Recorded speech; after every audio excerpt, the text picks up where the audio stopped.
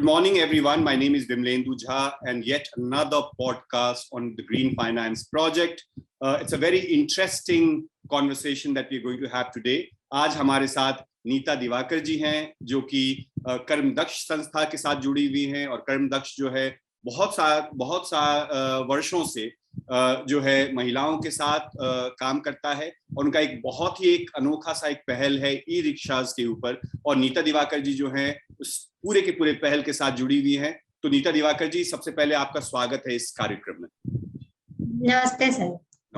तो नीता जी, आप इस चर्चा की शुरुआत हम इससे करेंगे कि आप कहाँ से हैं, आपके घर में कौन कौन है, आपने ये कैसे शुरुआत की, तो अपने बारे में थोड़ा सा अगर आप हमें और हमारे दर्शकों को बता पाएं। जी सर, मैं छत्तीसगढ़ बिलासपुर से हूँ सर। और मेरे घर में मेरे मम्मी पापा और 2 भाई लग रहते हैं जी। और मैं शादीशुदा हूँ जी जी। और अपने पति से अलग रहती हूँ सर।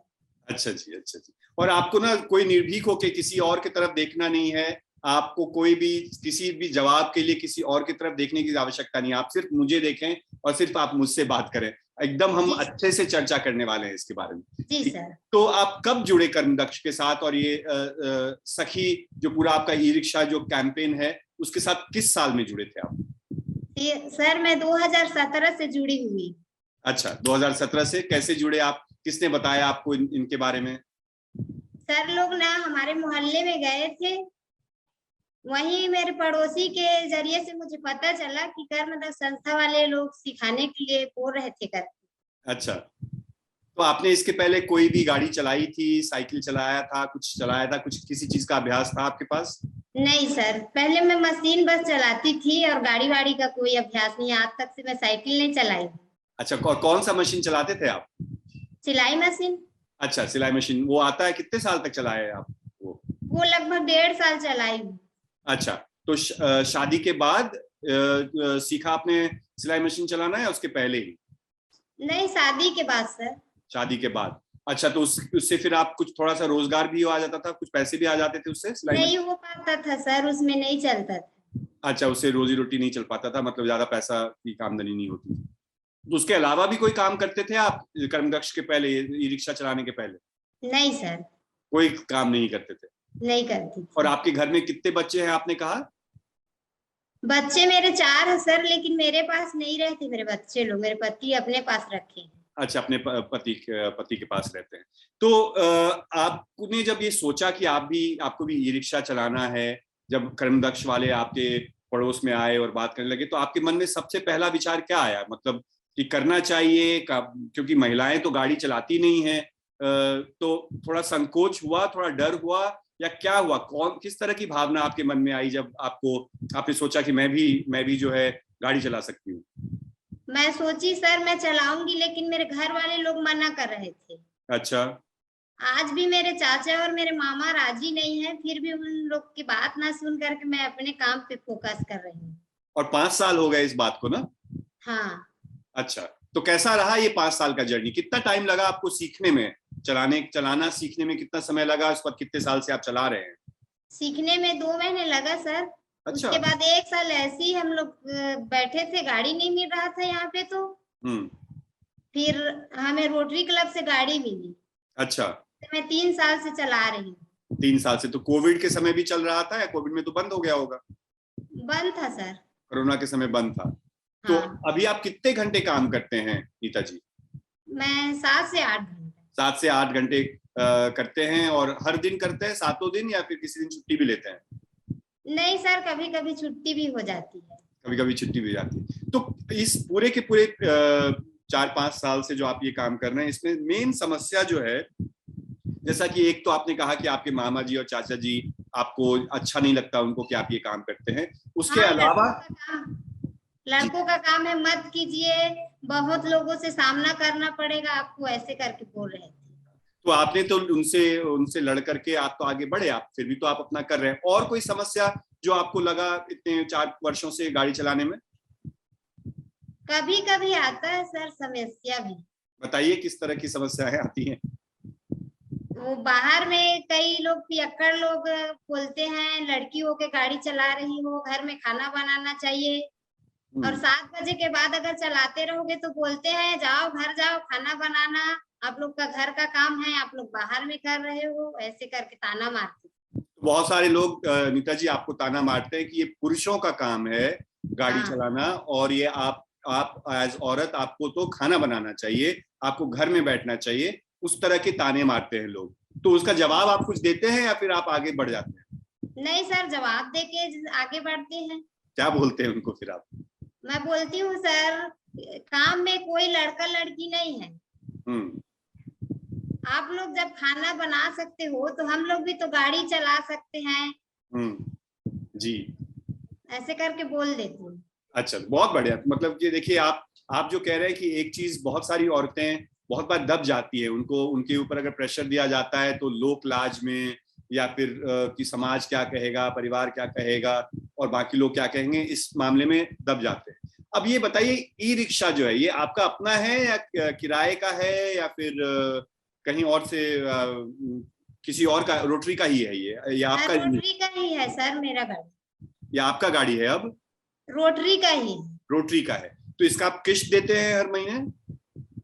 अभी तो फिलहाल नहीं दे रहे हैं सर, जब से कोरोना चालू हुआ है ना जी, तो नहीं दे रहे हैं।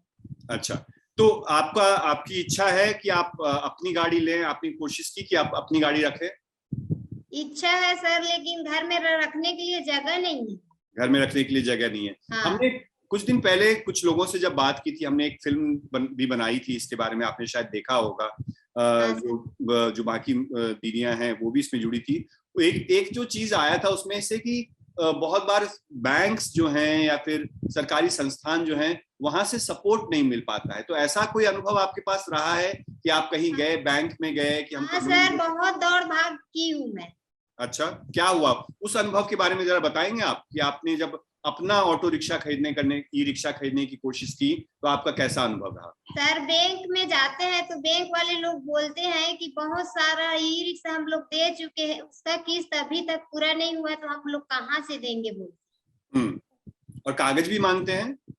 हाँ, कागज भी मांगते हैं और बोलते हैं कि जो लेबर कार्ड है ना उसमें आप लोग ई रिक्शा ड्राइवर करके लाओ कर। अच्छा, तो फिर नहीं बन पाता है? वो नहीं बन पाता है। और सर, पहले से हम लोग मजदूर थे तो मजदूर कार्ड में मजदूरी लिखा हुआ। अच्छा, तो मजदूरी, क्योंकि कागज में मजदूरी लिखा हुआ है, ड्राइवर लिखने वो नहीं लिख के देंगे, और जब तक वो ड्राइवर लिख के नहीं देंगे तब तक आपको बैंक जो है वो लोन नहीं देगी। ये समस्या है, आप बोल रहे हैं। और कितनी महिलाएं हैं आपके ग्रुप में जिन्होंने अपनी गाड़ी ले ली है? अब इतने साल में 4-5 साल हुआ तो अब गाड़ियां अपनी ले ली उन्होंने किस्त पे? लगभग 20-25 दीदी लोग ले लिए हैं सर। अच्छा, 20-25 लोगों ने अपनी गाड़ी ले ली और किस्त हाँ, हर महीने चुकाते हैं? जी सर। और कितनी दीदियां हैं कुल मिलाकर के बिलासपुर में जो ई रिक्शा चलाती हैं, जो इस काम से जुड़ी हुई है? लगभग 100 से ज्यादा हो गए सर अभी। 100 से ज्यादा हो गए। तो कितनी छोटी सी शुरुआत हुई कर्मदक्ष द्वारा, और धीरे धीरे करके अब देखिए 100 महिलाएं हैं जो कि इस काम में जुड़ी हैं, और 100 में से 25 लोग हैं जिनके पास अपनी गाड़ियां हैं, आप कह रहे हैं। जी सर। और बहुत आमूनन हम ये कहते हैं कि ज्यादा से ज्यादा महिलाओं के पास ये गाड़ी होनी चाहिए। इच्छा तो सबकी होगी, इन 100 के 100 लोगों की इच्छा होगी गाड़ी हमारी हो। जी सर। और ये सब लोगों ने लोन पे लिया है ना गाड़ियां? हाँ। अच्छा, और एक बार बताइए, जब आप गाड़ी चलाते हैं तो आप जो गाड़ी, बहुत बार हम कहते हैं कि जो एक मान्यता है कि गाड़ी है ये मोटर इंजन का काम है, ये पुरुषों का काम है। बहुत बार ये कहा जाता है कि ये जो ठोकने का, ठीक करने का, या फिर बड़े बड़े जो मशीन होते हैं उसके साथ पुरुष अच्छे होते हैं। इस पे आपका क्या कहना है? आपको कोई किसी तरह की समस्या हुई है जब आपकी ई रिक्शा में कुछ खराबी हो जाती है, या ई रिक्शा चलाने में या उसको मेंटेन करने में, कि आप महिला हैं इसलिए आप मेंटेन नहीं कर पाते हैं? ऐसा कुछ आपको अनुभव हुआ है? नहीं सर, ऐसी कोई बात नहीं है। जब शुरुआत करोगे ना तो थोड़ा बहुत नहीं जानोगे तो लगता है, फिर धीरे धीरे जान जाओगे तो खुद से अपने आप से बना लेते हैं। जी, आपको ये पता है ई रिक्शा की क्या खूबी है? ई रिक्शा बनस्पत दूसरा जो रिक्शा होता है, क्योंकि एक तो आपके पास तो ई रिक्शा है और बाकी रिक्शा भी चलते हैं डीजल पेट्रोल वाले, तो इन दोनों में क्या अंतर है? आपको क्या लगता है? आपने कभी सोचा इसके बारे में? सर इसमें वायरिंग का ज्यादा काम है जी। अब वो पेट्रोल गाड़ी का तो मैं नहीं जानती, इसके बारे में बहुत कुछ जान चुकी हूँ, 3 साल से चला रही, तो कहाँ से डिफेक्ट हुआ है मालूम पड़ जाता है। लेकिन दोनों गाड़ियों में मुख्य रूप से क्या क्या अंतर है आपको पता है ना कि एक गाड़ी जो है हाँ। पेट्रोल की गाड़ी और डीजल की गाड़ी जो होती है, रिक्शा जो होती है, वो प्रदूषण फैलाती है। जी सर। और वो डीजल से या पेट्रोल से चलती है। जी सर। और आपकी गाड़ी किससे चलती है? इलेक्ट्रॉनिक बैटरी से। बस, तो आपका तो आप तो चार्ज करते हैं और आप चार्ज करके आप अपनी गाड़ी को चलाते हैं। तो आपका जो साधन है, आपकी जो गाड़ी है, बहुत आज जो हम और आप बात कर रहे हैं इसी बारे में बात कर रहे हैं कि एक सस्टेनेबल, जिसको कहते हैं कि पर्यावरण अनुरूप जो है एक वाहन है। दो चीजों के बारे में कर्मदक्ष जो है बहुत अच्छा काम कर रही है। एक चीज जो है कि महिलाओं का सशक्तिकरण जो है कि एम्पावरमेंट होना चाहिए, महिलाओं का अधिकार है, महिलाओं का अधिकार है अपने पैसे कमाने का, अपने पैसे बचाने का और अपने पैसे को अपने अनुसार, अपने ऊपर या फिर अपने मन अनुसार जिसके ऊपर खर्च करना है वो निर्णय लेने का। तो वो एक आयाम है इस पूरे के पूरे काम का। और दूसरा बहुत ही महत्वपूर्ण आयाम जो है, जो वो है कि आप जो है एनवायरमेंट फ्रेंडली, मतलब पर्यावरण की रक्षा करने वाली गाड़ी चलाते हैं। जी सर। इसके बारे में कभी आपको किसी ने बोला कि आप ये ई रिक्शा चलता कैसे है? क्योंकि 10 साल पहले तो ये गाड़ियां नहीं थी। नहीं, पूछते हैं सर बहुत लोग। क्या पूछते हैं? कि ये बैटरी से चलता है ना, कहाँ से मिला, कैसे टाइप का है, उस गाड़ी से बहुत अच्छा है, इसमें वो आवाज भी नहीं करती है गाड़ी। अच्छा। और बैठने से सुकून मिलता है करके बहुत लोग बोलते हैं। बहुत सारे लोग बोलते हैं। और आप जो है अभी आपका तो अभी रोटरी के साथ गाड़ी है। आपका क्या प्लान है अभी? मतलब अगर मैं पूछूं आपको कि 1 साल में, 2 साल में, 3 साल में आप इसी काम में आगे बढ़ना चाहते हैं या कुछ काम छोड़ना चाहते हैं या फिर आप और गाड़ी लाना चाहते हैं? आपकी मन की इच्छा क्या है इस अपने बारे में?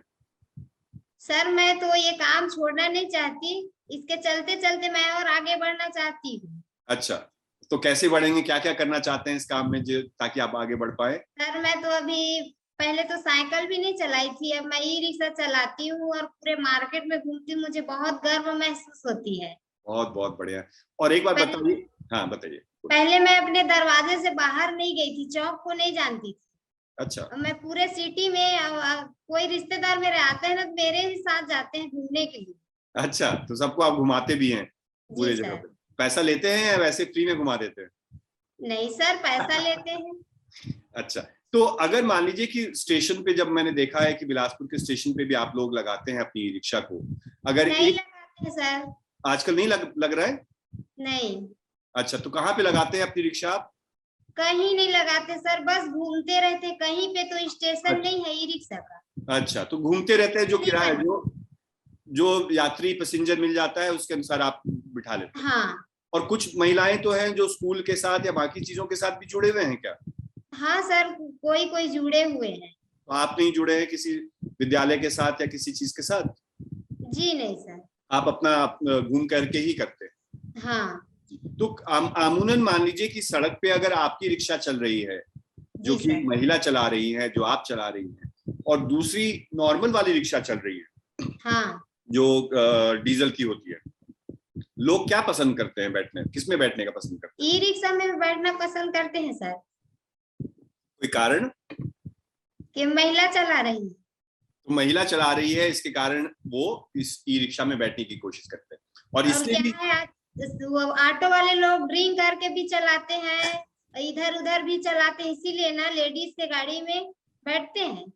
बहुत सारे लोग, अब देखिए आपकी नीता जी, एक बहुत महत्वपूर्ण बात है कि दिल्ली जो है भारत की राजधानी है, इस राजधानी में महिला ई रिक्शा चालक नहीं है।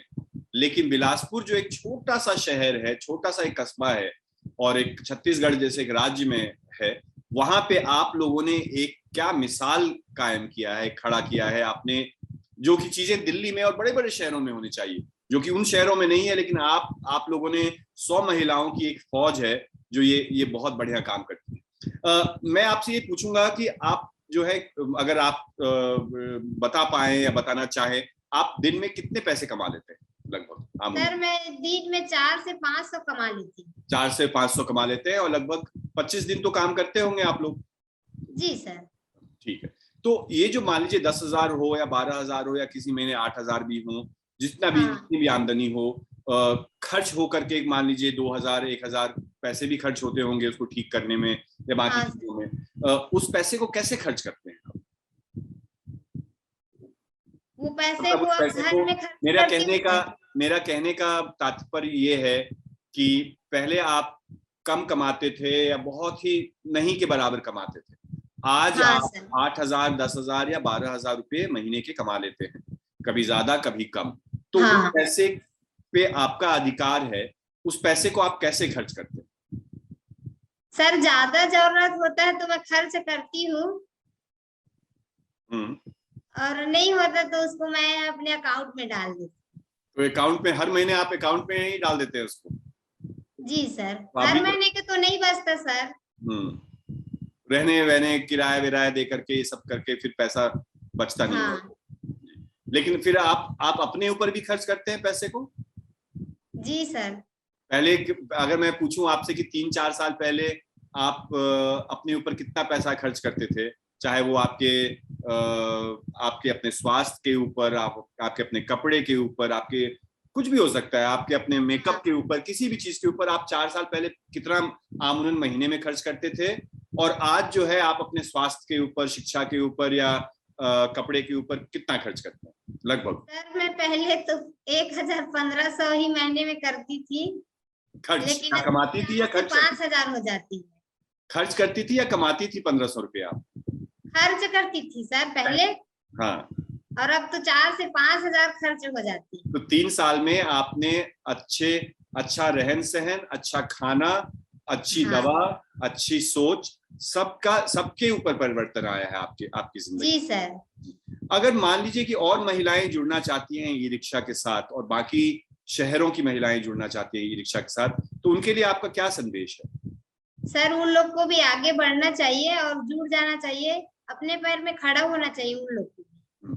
अच्छा, और सरकार को आपको अगर कोई संदेश देना हो कि कैसे जिस तरह की समस्याएं आप लोगों को होती है बैंक से, अलग अलग जगहों से, सरकार को क्या करना चाहिए इस चीज को, ताकि ज्यादा से ज्यादा ई रिक्शा और ज्यादा से ज्यादा महिलाओं द्वारा चलाए हुए ई रिक्शा मार्केट में आए, उसके लिए सरकार को आपको कोई निर्देश देना है?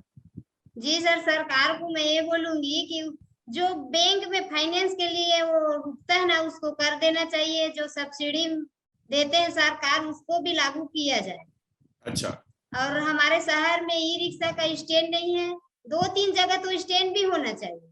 जी, तो एक इकोसिस्टम बनाना भी बहुत आवश्यक है। जैसा कि आपने कहा कि एक तो है कि पैसे का एक्सेस बहुत आवश्यक है, फाइनेंस का एक्सेस बहुत आवश्यक है, और दूसरा जो है कि हम ई रिक्शाज जो है, जिसको अगर हम ज्यादा और प्रचार करें, वो तभी संभव होगा जब तक हम स्टैंड ना बनाएं। स्टैंड बनाएंगे तभी हमें उसका फायदा होगा। कम से कम एक शहर में 2-3 स्टैंड होने चाहिए। आप गर्व महसूस होता है इस काम करने से कि आप इतना अच्छा बुलंदी से काम करते हैं? जी सर, मुझे बहुत गर्व महसूस होती है, और मैं कर्म दक्षता से जुड़ने के बाद मेरी जिंदगी पूरा पलट गई। Very good. आप ये बताइए कुछ एक ऐसा अनुभव जो आपको अगर याद आ रहा हो, जो कि आपको लगा कि में जो आपने कहा आपकी जिंदगी पलट गई, कोई पिछले 3 वर्षों से या 4 वर्षों से कोई एक ऐसा अनुभव जिसमें आपको अपने ऊपर बहुत गर्व हुआ कि मैंने ये कर दिखाया है और मैं और आगे बढ़ना चाहती हूँ और उड़ना चाहती हूँ। कोई एक ऐसा अनुभव आप अगर शेयर करना चाहते हैं, बताना चाहते हैं? जी सर, मैं तो पहले बोलने से घबराती थी, 2 लोग के बीच में जाने से डरती थी, बात नहीं करना चाहती थी, अब मुझे बहुत डर लगता। अब मैं मंच में भी खड़ा करा देते हैं तो मैं बोल लेती हूँ, अपने बारे में परिचय दे सकती हूँ। पहले तो मैं बहुत डरती थी, नाम बताने से कतराती थी। बहुत बढ़िया, ठीक है। बहुत बहुत धन्यवाद नीता जी, हमसे बात करने के लिए। आपकी जो जर्नी रही है, आपने जैसा कहा आपके 4 बच्चे हैं, आपके पति के साथ वो बच्चे रहते हैं, आपके आर्थिक कुछ समस्याएं थी, और उन आर्थिक समस्याओं का निदान आपने खुद अपने आप निकाला। और कर्म दक्ष ने, समस्या थी सर, बताइए अगर आप कहना चाहते हैं तो। बहुत समस्या थी सर। मैं पहले आंगनबाड़ी में नौकरी करती थी, और मेरे पति बहुत पियक्कड़ थे, मारते पीटते थे बहुत। और मेरे मम्मी पापा के घर में छोड़ के चले गए। उसके बाद मैं एकदम से डर गई थी और मैं सोचती थी कि मेरी जिंदगी खत्म हो गई। 4 बच्चे हैं और कहाँ जाऊंगी, क्या करूंगी, मम्मी पापा के ऊपर बोझ बन गई, ऐसे करके मैं बहुत डरती थी और रोती बहुत थी। उसी समय मैं कर्मदक्ष संस्था से जुड़ी तो मैडम लोग समझाए, सर लोग समझाए कि जिंदगी खत्म नहीं होती, उसे फिर से शुरू करो।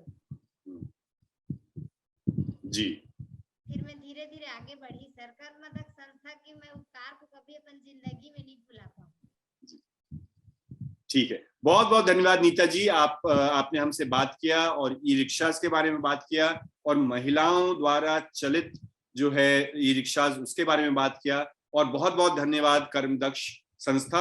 हमें चाहिए कि कर्मदक्ष जैसी संस्थाओं का समर्थन हो और साथ ही साथ कर्मदक्ष जैसी बहुत सारी और संस्थाएं भारतवर्ष में खुलनी चाहिए। बहुत बहुत धन्यवाद नीता जी आपका। जी सर, धन्यवाद।